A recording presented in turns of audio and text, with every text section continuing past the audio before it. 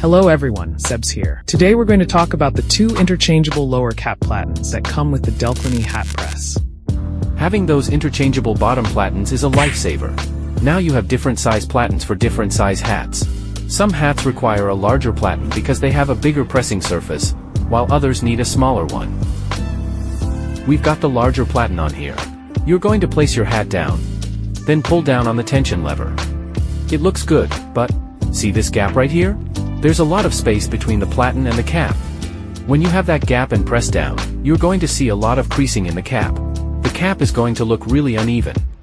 That's why you need to switch to the smaller platen. Same process, fold the sweatband out, pull down on the tension lever. See how it perfectly contours the center seam? No gaps, no buckling. So whether you're pressing patches, transfers, or anything else, it will adhere correctly to the cap.